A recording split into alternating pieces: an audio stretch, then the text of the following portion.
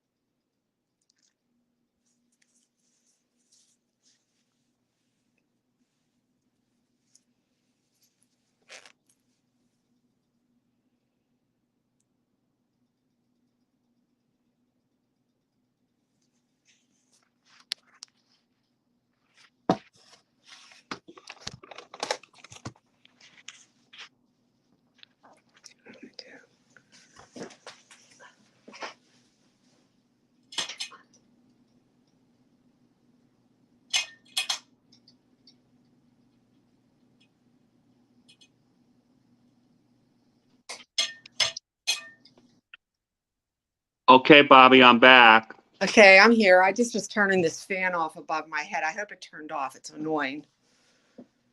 Okay. Let's see. All right, here we go, Bobbie. Okay.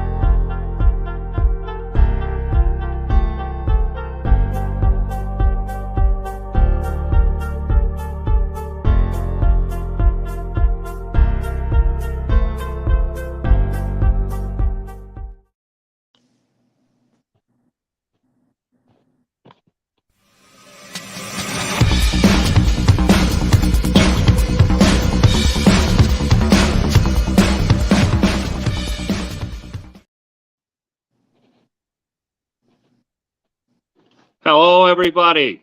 Welcome, welcome, welcome. Tonight, I have something super extra special for you. Tonight, our guest is Bobbie Reed, Business Office Manager at George A. Reed Agency, Inc., extraordinary kidney advocate, the 2023 NKF Richard K. Salick Award winner.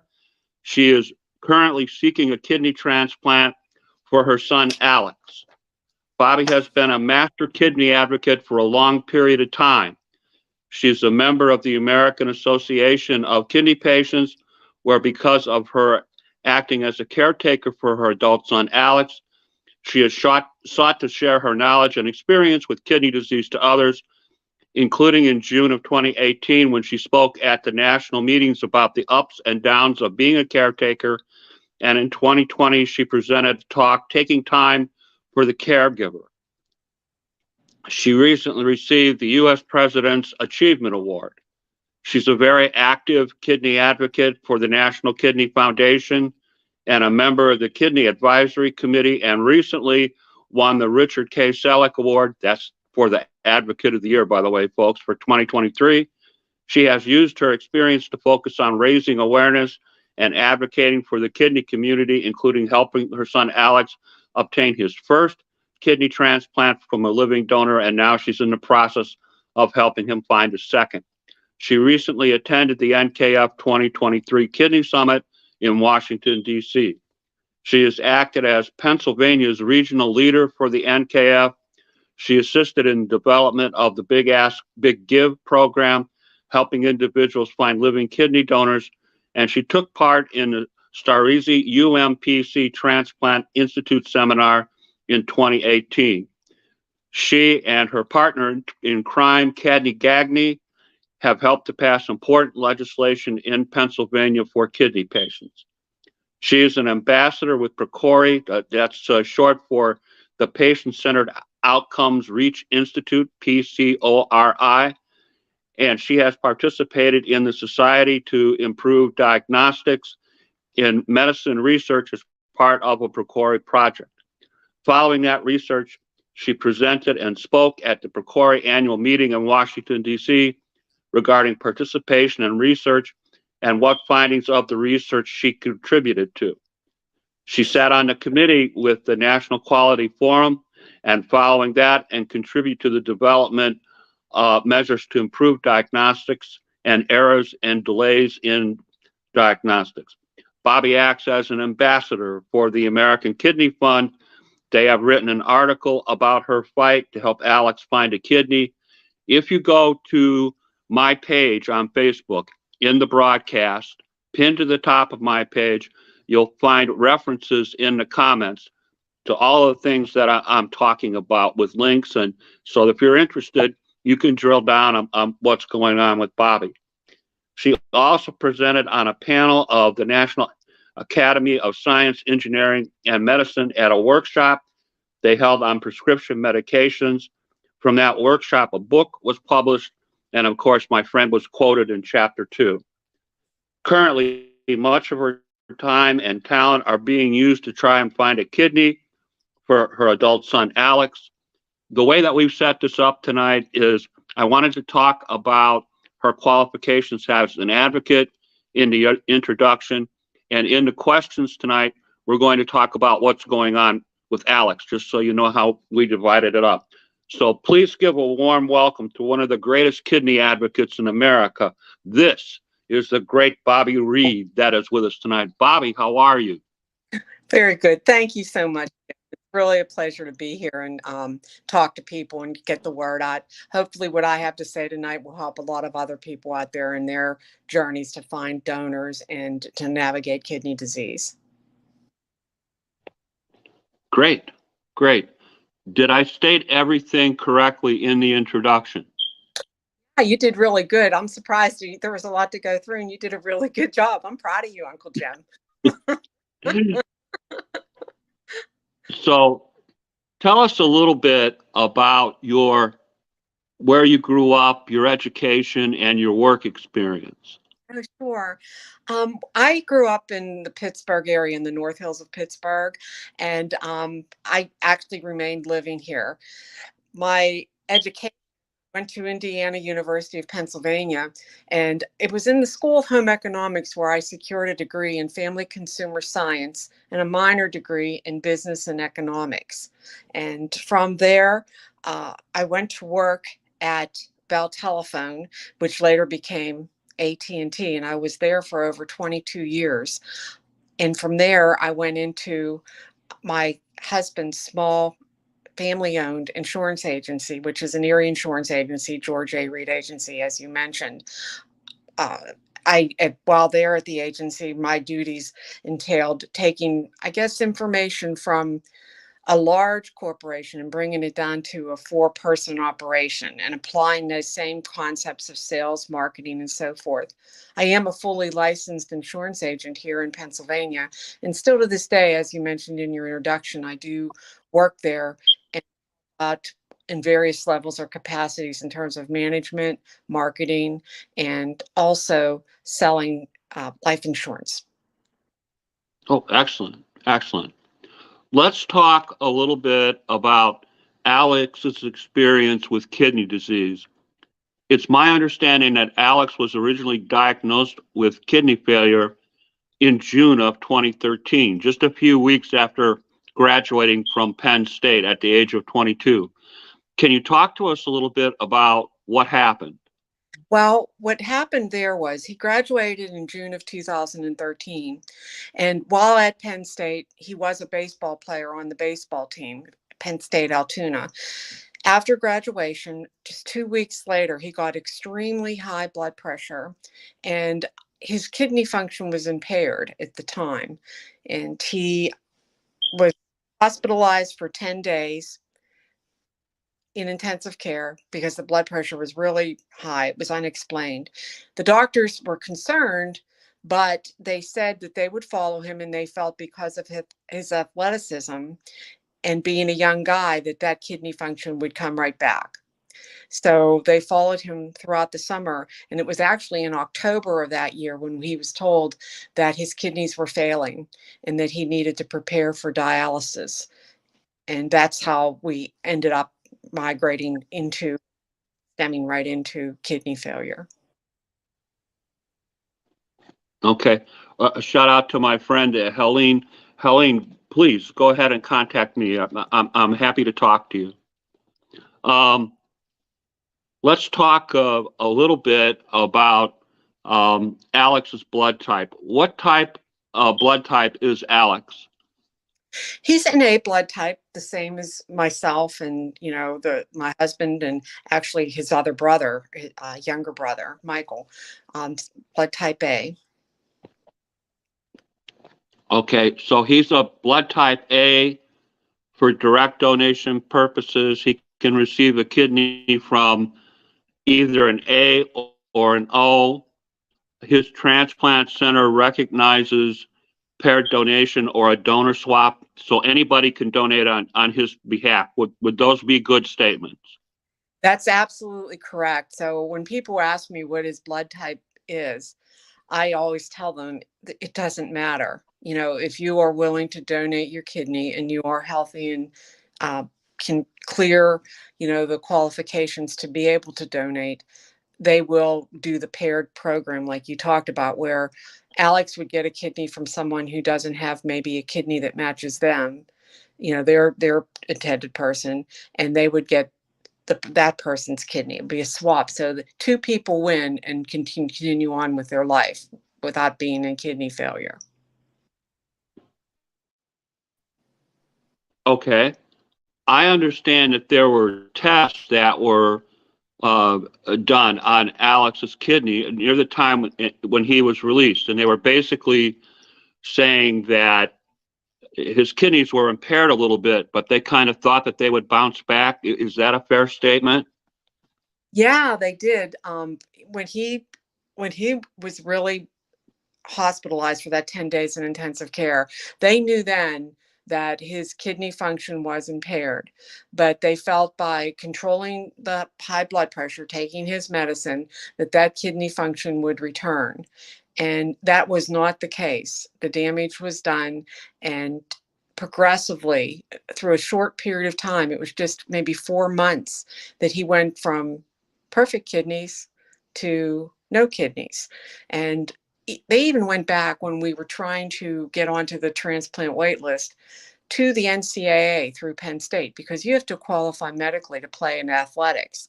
And nothing ever showed up.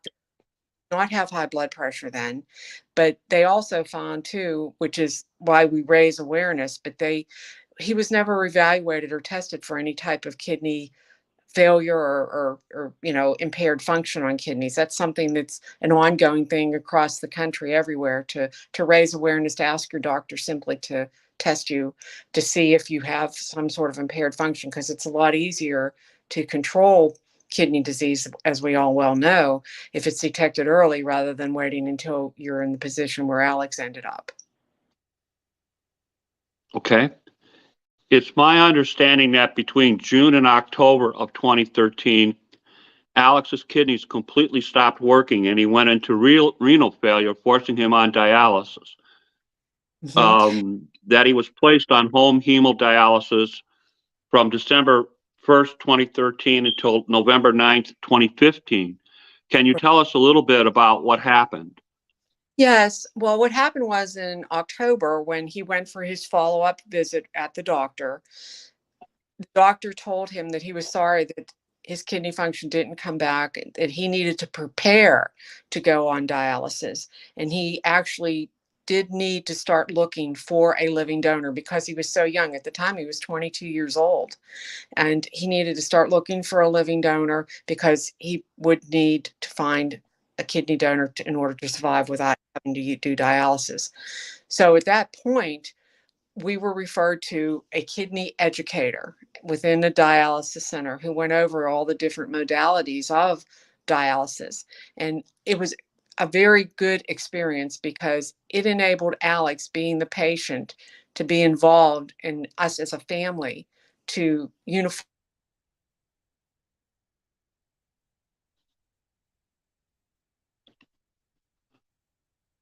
Bobbie, I understand that on Alex's first time But around on dialysis, oh, I lost Bobbie. Bobbie, are you still there? Can you yeah, hear me? I am. What I was Uh, saying, he prepared for dialysis. He got a fistula put in, and by the time December 1st rolled around, he actually crashed, meaning it was complete failure. He could not breathe, swelled up, fatigue, sickness, stomach sickness. We ended up in the emergency room and they started him on emergency dialysis with a chest or neck catheter. And at that point, we began training for home dialysis, but using that particular access until his fistula could fully develop, which took about 6 months' time for it actually to develop. So it was quite a journey doing that. Yes. okay. Did Alex have any difficulties or problems, issues while he was on dialysis for the first time? Yes, the only problems that he really encountered is because he was such a young kid and his veins and everything were really healthy. The fistula tended to want to grow sprouts and so forth. So the reason why it took so long for it to develop and to work correctly for him is they had to go in like several times and do revisions on his fistula to tie off branches that his body was trying to make on that so that he could get adequate flow and to make it work right. When he was on dialysis too, as with many people, he was tired after doing dialysis. And when you do home dialysis, it's a lot easier on your system than it is to do it in days a week because you can do it when it's convenient for you and it's more gentle on your system. But he had to do it 4 days a week and he was on the machine at least 4 hours each time that he did it. So that took a substantial amount of time out of his schedule. And it was difficult for him also in terms of doing the things that he liked to do. He was an athlete. He liked playing baseball. So to keep him connected with playing baseball, what we did is we were able to get a special guard or protection made so that his fistula wouldn't be damaged.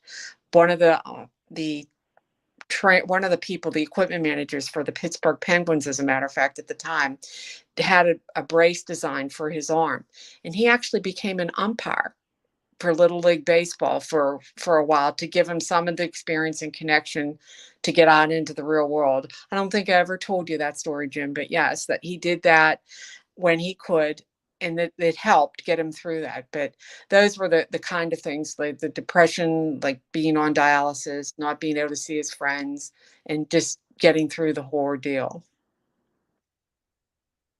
Okay. I understand that Alex had to jump through some hoops to get on the kidney transplant list. Can you describe to us what occurred there? Yes. Do you remember me saying that they went back to the NCAA to check about, the blood pressure issues and with our family and all his medical records?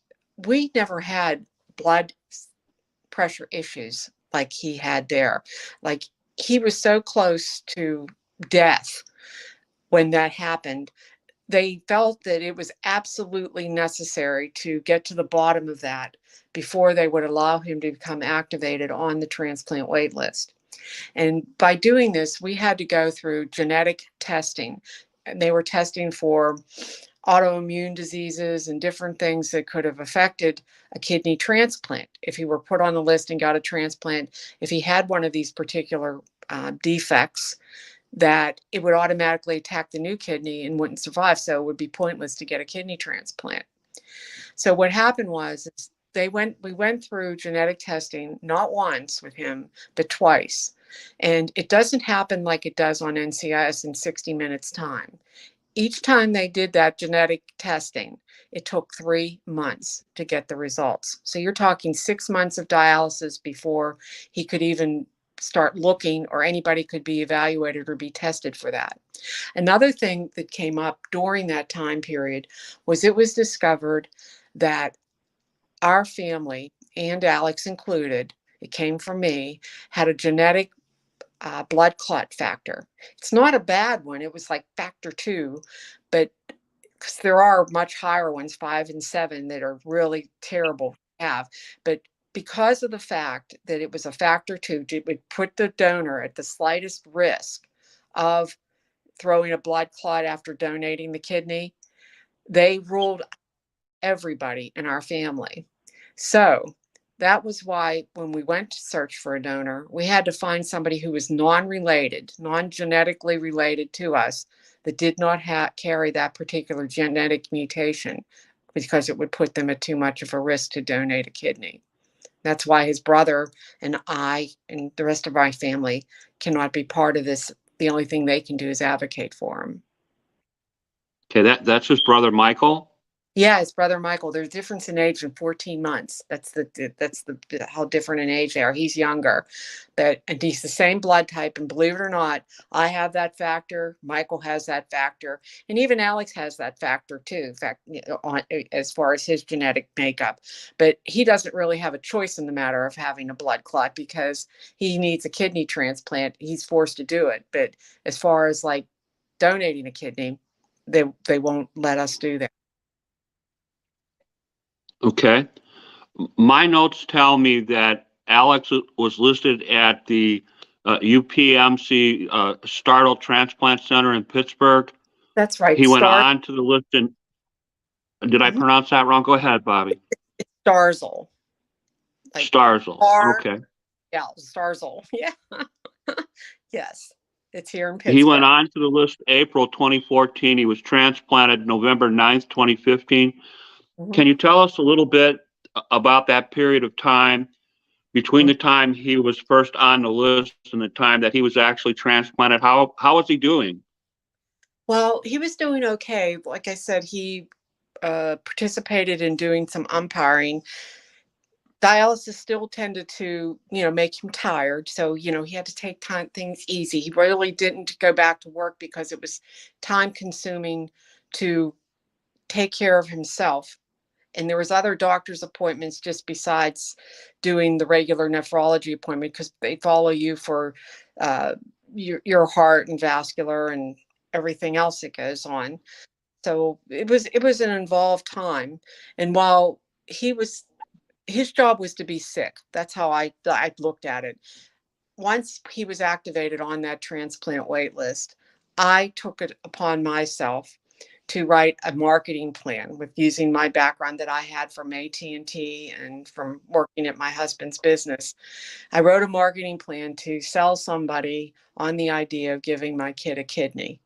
And from that, I set out to do that along with overseeing and taking care of, to make sure Alex's medical needs and things were being followed up as well.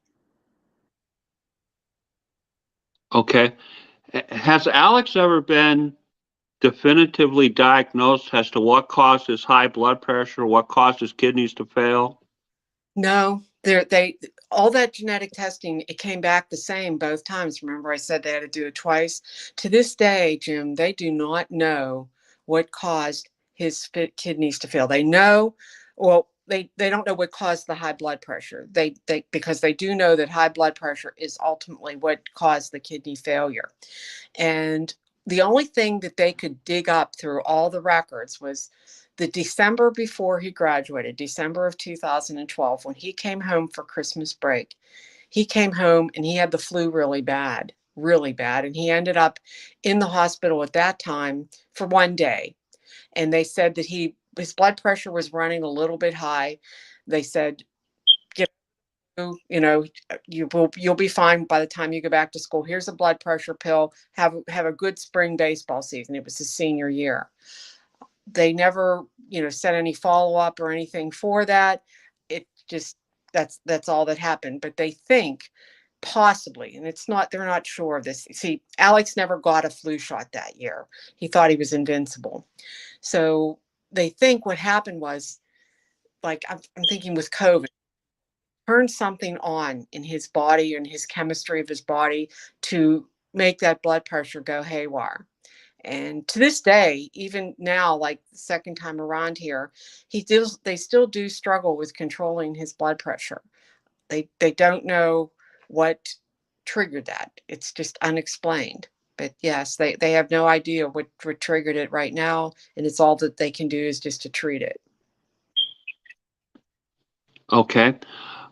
My notes tell me that Alex received his first kidney transplant 7 years ago when he was 25 on November 9th, 2015. Can you tell us a little bit about what that was like? It was really a wonderful, it's what having him get his transplant from his living donor that he had was what inspired me to become the advocate that I am today, because you cannot say thank you and just have that be enough. And this is my way every day of going at it, of saying thank you to that man that saved my kid's life 7 years ago and gave him 7 good years. But what happened was, it's part of my marketing. I contacted various businesses, organizations, and so forth. And I asked them if they could put the news out there that Alex needed a kidney. And one of them that I went to was obviously Penn State. And the Penn State Alumni Association did an article. And this man saw the article and felt that he wanted to do something and give back. We didn't know this, but he flew to Pittsburgh from New Jersey. We didn't know him. He got evaluated in Pittsburgh, and they said, you're a match for this kid. Congratulations. If you really want to give him the kidney, you can. However, you can't give him the kidney until you lose 30 pounds. So he got back on the plane and he went back to New Jersey, and he saw all these posts that I was making regarding what different people were doing to try to help us find a kidney for Alex. And he said that really inspired him, and he lost the 30 pounds. He came back to Pittsburgh. He got the okay from UPMC Starzl to be a donor to him. Went back to New Jersey, and he called his son up, who actually went to Penn State, and he played on the ball team 1 year. And Alex became friends with him, as well as obviously the other teammates, and he kept in touch with them. And this man said to his kid, "Listen, you remember that Alex kid?" And he said, "Yeah." He says, "Well, I want you to invite him to our tailgate party that we're having up at Penn State next weekend. And while you're at it, some of them other baseball kids still too, don't you?" He goes, "Yeah." So he said, "Invite them too." So he did.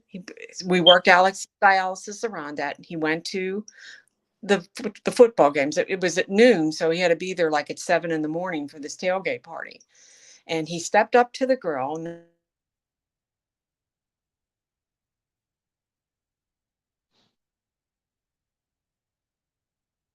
Bobbie, can you hear me?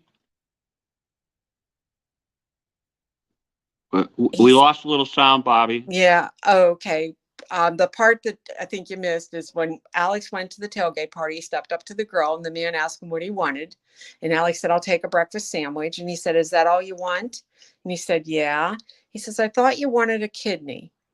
And he said, "Well, yeah, on dialysis, I need to find a kidney donor." He said, "Well, I'll tell you what, Alex, I'm giving you my kidney. Here is the approval from Starzl. When do you want it?" And that is how he found out that he was getting his donor. It was really a shock. So I'm the big communicator and talker here. Alex is very shy and intimidated. And he said, wow, thank you. He said, do you want to talk to my mom? So he called me at 7 in the morning and he said, Mom, Mr. Hyde's giving me his kidney. Do you want to talk to him? When you hear from your kid at 7 in the morning and you know that he's on dialysis, it was a real shocker, that's how we found out. And that was on September 12th. And October 31st, they had another tailgate party, and there was like 200 people that went. And we all celebrated John giving Alex his kidney. And on November 9th, he gave him his kidney. And he was only in the hospital. The donor came in, donated his kidney, 18 hours, and left the hospital after 18 hours of giving his kidney to Alex. So it was like, and he sprung right back within a couple weeks' time. He was out doing his jogging and playing softball and everything again. So it was a tremendous experience for him too. He's doing quite well even today. We tend to keep in touch, and like I said, thank you is just never enough. Yeah, that's how that happened. Okay. How did Alex respond to his new kidney, at least initially? It was like an up and down thing. That he was never like re-hospitalized again, but there were a few trips here and there to the emergency room to make sure that things were working properly. And I think, as with everybody, when you get a kidney transplant, your body has to get acclimated to the anti-rejection medicines, so that it meant a lot of trips, back and forth to the for follow-ups to the transplant center. We did some follow-ups, but he managed okay. But right away he started feeling better. And I think that the reason why is he was not connected to a dialysis machine, and he was able to start going back and doing the things that he liked to do, travel, friends, and so forth. So, and it was just a very positive, uplifting experience for him. Okay. How long was it before the original kidney transplant failed? He did really well until probably about a year and a half ago. But yeah, during the time of COVID, he ended up in the hospital, which was at the time with bad pneumonia. He was in the hospital for a week, and at the time they claim it wasn't COVID, but I really do think that it was, because after he got out of the hospital and cleared the pneumonia, we participated in research, or he did, because a lot of immunocompromised people do not develop antibodies, when they have the COVID vaccine. But when he had his testing for that, to participate in that research, the results came back that he had so many antibodies that they were concerned that he had active COVID right then, because there was just an abundance of antibodies in his system from they thought, taking the vaccine, but it wasn't that. It was, we thought that he got it as a result of, possibly or potentially having COVID and it going undiagnosed. But after that, he also experienced some donor antibody rejection in his body as well. And I think that was really the true turning point, where it impacted his kidney function, with these antibodies, like the antibodies attacking his body. And the kidney lost they did plasmapheresis at that point whenever he had this. But even after doing the plasmapheresis to clear him of those antibodies, they did a biopsy on his transplanted kidney and discovered that in excess of 30% of it was damaged. And they said that they weren't sure how long his kidney would last him the transplant. And that was probably last summer, like in June or July. And by the time the Christmas rolled around this year, he was definitely in total rejection again, that we had to prepare or go back and be retrained for dialysis and start looking for another donor. Okay. Yeah. I understand that he's listed again at UPMC Starzl Transplant Institute. Yes. That's transplant services on Montefiore 7 South 3459 Fifth Avenue in Pittsburgh. And their phone number there is 412-647-5558. That's 412-647-5558 if you want to call up and get tested for Alex. You can also sign up to donate online, livingdonorupmc.com.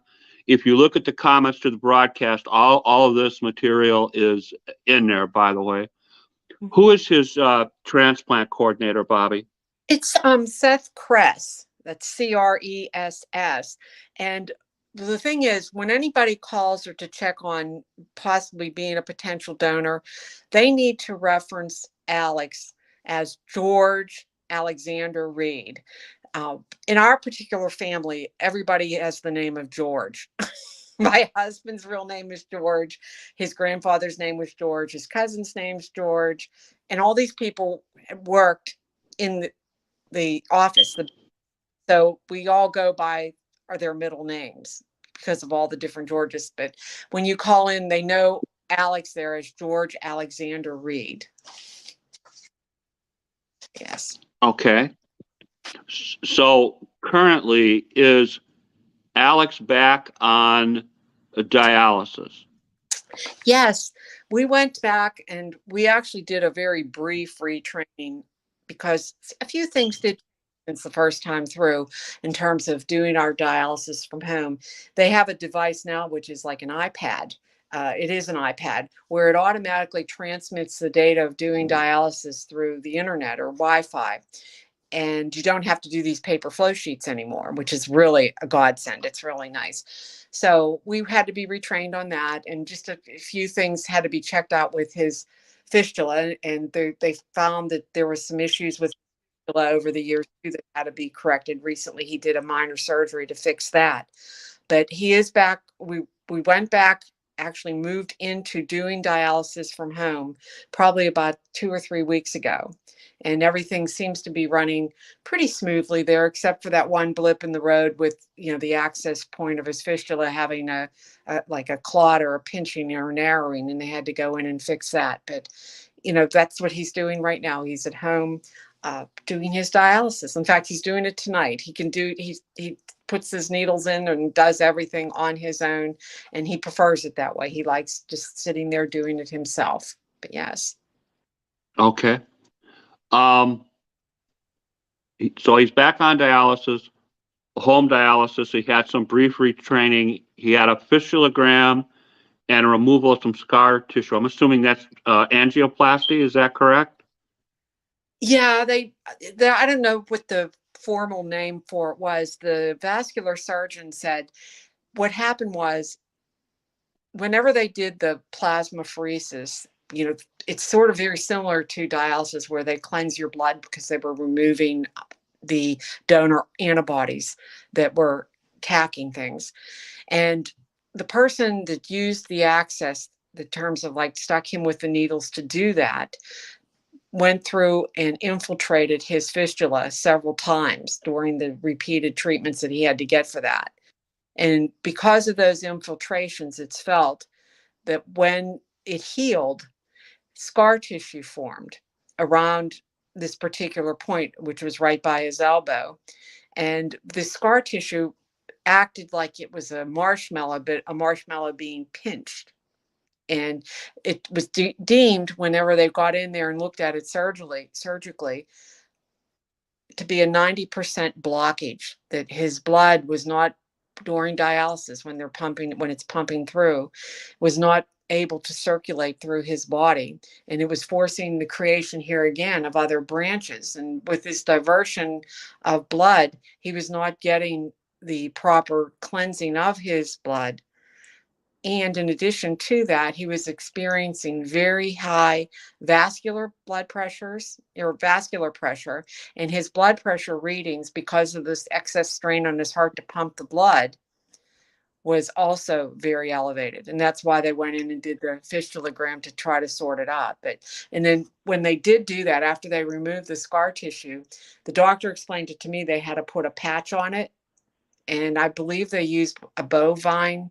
I think they reference it as a bovine type of patch to make sure that that particular area was protected from being damaged or interfering or rupturing during the time that he does do dialysis. But he is able to do the dialysis now, and he just has to be careful when he does insert his needles for the dialysis, not to put them in too far, rub against the side of the veins, of the fistula, because that too can cause the vascular pressures to increase. It's a little tricky thing, but he seems to be adapting to it, and we're hoping that it does get better. He's being followed by the vascular surgeon, the nephrologist, and also his nurse case manager at the dialysis clinic. We only have to go in there once a month to see them, but we're on active communication using our cell phone or text messaging and stuff to keep the lines of communication open. Not to mention the fact that because we have that iPad that transmits things Wi-Fi, that the nurse case manager knows exactly what's going on to the minute, rather than before, the first time through when we did dialysis, once a month would submit those flow sheets. So you'd only be looking at that once a month, where they're looking at this 4 days a week, and they know what's going on and can be right on top of things much more effectively than they were whenever we were on dialysis the first time before our first kidney transplant. Yeah. Okay. I want to give a shout out to our friends, Chris Ann Hernandez, who was just in Washington, D.C. with me with the AAKP, Shannon Mulroy, who is one of the connections on Kidney Solutions with the owner and founder, Kent Bressler. Helene, you should contact Shannon. She can help you. And my good friend Donna Tissot is on TISSOT. I hope I pronounced that halfway right, Donna. I'm sorry if I didn't. So shout out to a few of our friends that are listening to the broadcast tonight. Can you talk to us about some of the efforts that you've made to try and help Alex find another donor? Yeah, funny you brought that up, because shout out there to Shannon as well, and Kidney Solutions and Kent Bressler. They've been extremely helpful to me in creating a flyer or a poster type thing that I can distribute to people that tells Alex's story. And also sharing it out through their different media connections and on Facebook and social media. Tremendous help. And they even have a support group on Monday nights that I try to join into when I have time to listen in to see what other people are experiencing. So anybody that's listening to this, I highly suggest looking into that and going to them, because they'll be very helpful. And they also can assist your donor as well. Somebody who's thinking about donating a kidney. Kent had a kidney transplant. He has a medical background in that. He was, nursing degree. So he can guide them through things more effectively. I feel very comfortable talking with him and going to him for assistance to do this, to help people, to help us find a donor. The other thing that we did, one of the things recently, is there's a hairdressing salon down the road from my husband's office, and somebody said you should go talk to this Dan Berta. He does a lot to help people find organ donors, and and does a lot of charity work. So I thought, okay, well, they said give him a call, so I did get in touch.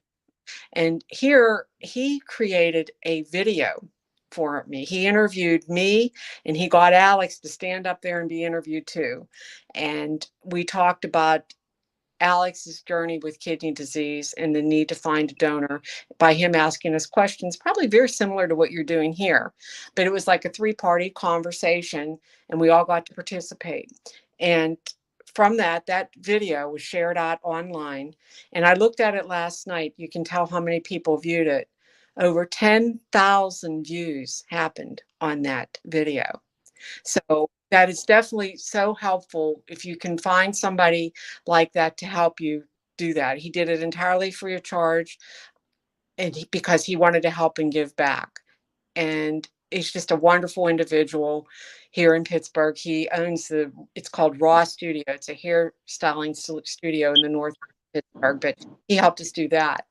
And from that, I went, and found out about, it's called, it's a website actually that a gentleman is helping people create a microsite. And a microsite is like a mini website that lists the video, the contact information for finding a donor, and it also tells Alex's story, and it's all on one screen.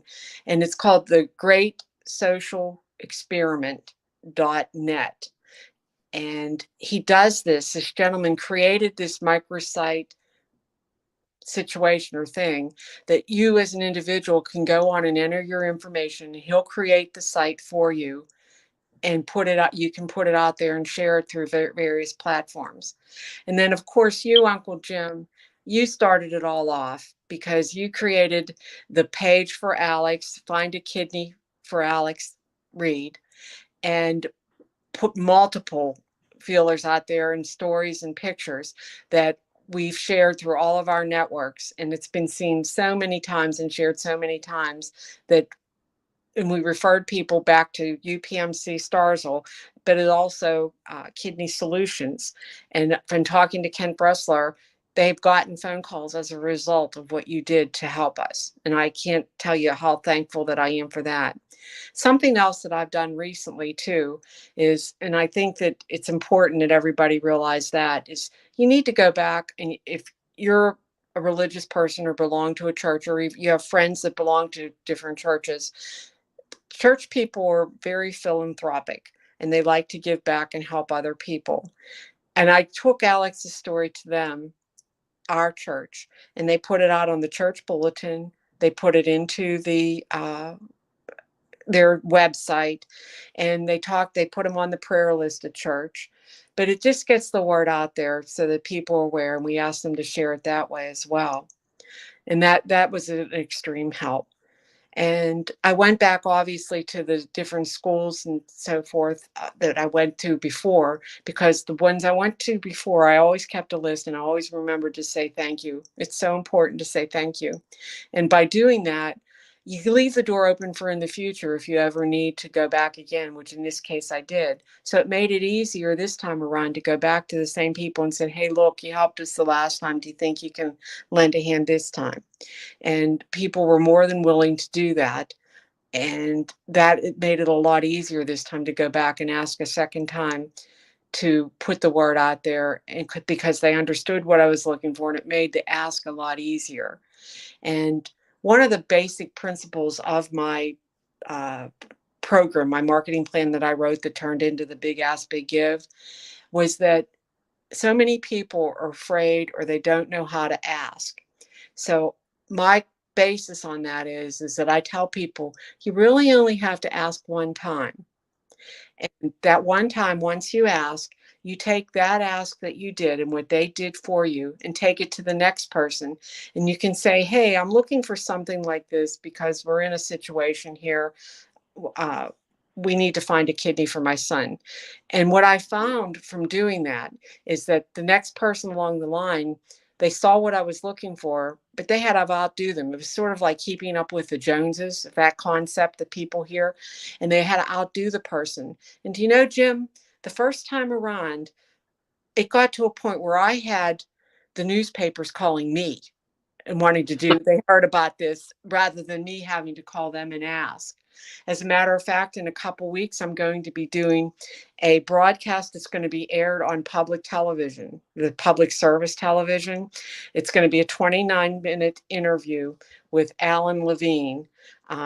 He records it in his studio, and it's going to be put out over the Verizon public service announcement and rebroadcast for a period of a week or so. You can go in and tune in at various times when it's going to be aired. So I was kind of excited about doing that too. So that's coming up. That's on my schedule. But you have to realize too, you can't do all of this at one time. It seems like so overwhelming. I'm talking about this and I'm talking about that. You have to try to make a list and do things like one at a time and have them build upon the thing that you did before then, rather than being overburdened on it. I tend to write things down, and I'm a list person rather than trying to do everything all at the same time. And that's how I'm able to really keep up with things too. like that. Great, great. For my friend Helene, to get it, I get the banner up here. For my friend Helene, before I forget, if you're interested in contacting Kidney Solutions, you can reach them at, there it is, 830-285-2140. That's 830-285-2140. You can talk to Kent. You can talk to our also, if you'd rather send an email, the email address there is info@kidneysolutions.org. That's info@kidneysolutions.org. And the links that we were just speaking about, the kidney page on Facebook, the Kidney Solutions information, the microsite, the Dan Berta video, all of those things are in the comments to the original broadcast that are pinned to the top of my Facebook page. Jim Myers, I'm easy to find. I've got footprints on social media like a big bear, so you shouldn't have any trouble finding your Uncle Jim. But at any rate, if you're interested in any of those things, they're there as well. Kidney Solutions again, 830-285-2140. Tell us a little bit about Alex and his current struggles or challenges, the latest update that you can share with us. He's doing okay. Like I said, just recently, within the past couple weeks, he had to have that fistulogram done to have those pressures evaluated. He still is fatigued a good bit. He suffers from severe anemia, and actually every week he is treated for anemia by a hematology doctor to gain more red blood cells. A lot of people don't realize this, but your kidneys make a hormone that causes your bones or stimulates your bones to produce red blood cells. And red blood cells are what we all need to survive, to make our blood. And in Alex's case, it dropped really low, and that contributes to him having shortness of breath and retaining fluids and not having enough blood cells to just have energy, to produce in his body. So he is under the care of a hematologist every week to have that treated and addressed. And for the longest time too, he suffered from very, very low potassium, which is just the opposite of what the typical kidney patient battles. Normally they have to watch their potassium intake. Alex was popping potassium pills left and right. But he also suffers from just dealing with kidney disease and dialysis and kidney failure. He does not like to talk about it or broadcast it. And I can kind of understand it, because his job's to be sick and he lives it every day.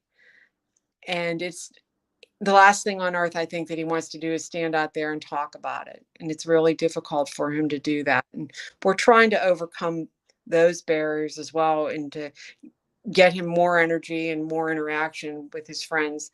As far as his friends go, he has kept in touch with them from that baseball team and from high school even. And his friends, they want to do something to help him too. And I don't know if you knew this, Uncle Jim, but coming up here this summer, there's a meeting this Sunday. They're all getting together and they're going to plan to have a big golf outing fundraiser to raise awareness that Alex needs a kidney. And all the proceeds from that fundraiser, the money that they make from it or might earn, they're going to go out to the different kidney organizations to further helping other people who in their struggles with kidney disease. So it's going to raise awareness on a lot of levels, finding Alex a kidney and also helping other people and other kidney organizations. But more on that to come. That's what the future holds. Great, great. When you do the TV show and the guys get together and do this thing for Alex, please make sure you send me the links and I'll make sure that it gets passed around. I will. My understanding is that the TV show thing has a specific tie-in to Verizon, And you can tune it in on channel 31 on your Verizon TV, through their cable, and actually see their lineup for their public service on there as to when it will be rebroadcast. But I will definitely get that information for you. And the actual planning for the golf outing is going to be this Sunday night. And Alex is actually going to go to that and help in the planning. So I think that that's a really good step too, because he'll be involved with that. He'll be attending the golf outing. Yeah, hopefully a really great event. Take lots of pretty pictures. Mm-hmm. Yeah, we sure will. You know me. All right. Do you have any final statements that you would like to make before we conclude the broadcast this evening? The only thing that I'd want to end with here is to please tell everybody to spread the word on Alex's need to find a kidney donor. Remember, his name's George Alexander Reed, and to share his information with each and every person that you know. If it's on social media, if it's your church, any place that you can think of, just help spread the word. If you need to get in touch with me, I'm sure that through you or on my social media, you'll find me as Roberta Reed on social media. Send me a friend request or message me, and I definitely will get back to you, and we can work on it together. If you have any questions, I'd be more than happy to help you as well. But that would be about it. I'm just desperate. I'm the mama bear here. I'm desperate to make sure that my son is okay. I want to see him to live a long and healthy life, and I don't want to lose him. And that's what really scares me the most. And I want to just say thank you again so much to his donor for helping him, giving him 7 years. That was such a life changer. And thank you to you too, Uncle Jim, for helping. You really are a godsend. My great pleasure.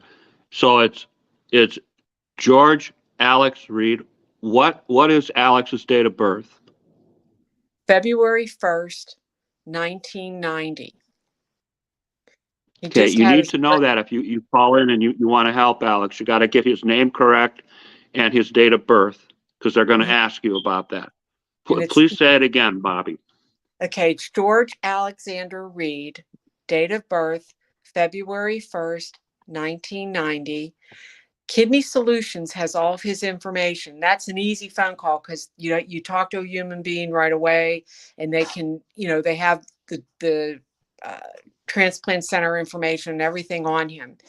Or if you can go online to UPMC Starzl Transplant online on your computer, and you can actually fill out a prospective donor form there and submit it online.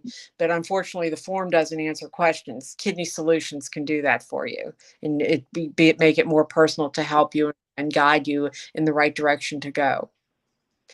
Does that help? Is that kind of like what you were thinking, Jim? Oh yeah, that's great. Great job. I want to thank everybody tonight for tuning in to check out the broadcast. I particularly want to thank our good friend Bobbie Reed. She really is a very busy, active kidney advocate, and she's working very hard to try to help her son and take a little time to talk to us, raise a little awareness, give us a little kidney education. I want you to know, Bobbie, we appreciate this very much, and congratulations on the Salick Award. Well earned, my friend. The Advocate of the Year for the largest kidney group in the world, the National Kidney Foundation, and that's my friend Bobbie. So that is going to conclude our. I'm right up there with you, Uncle Jim. I'm sorry. Go ahead. You got that award too. So I'm part of the club now. That is going to conclude our broadcast for the evening. Bobbie, I'm gonna let you go. I have a few placards to close up with, and them are going to be all done. Again, thank you, Bobbie, for coming on and talking to us. So, folks, I hope you enjoyed the broadcast. Wow, what a lot of great information, and we'll be talking to you real soon. So, watch this space.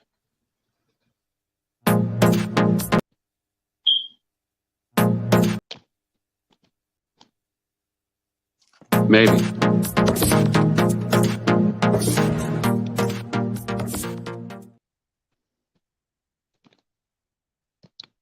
Okay, I can't get anything to cooperate tonight, so I'm having thunderstorms in my area, so nothing is working the way that it should. Any rate, we'll talk to you all soon. You have a good night. Take care. Bye-bye now.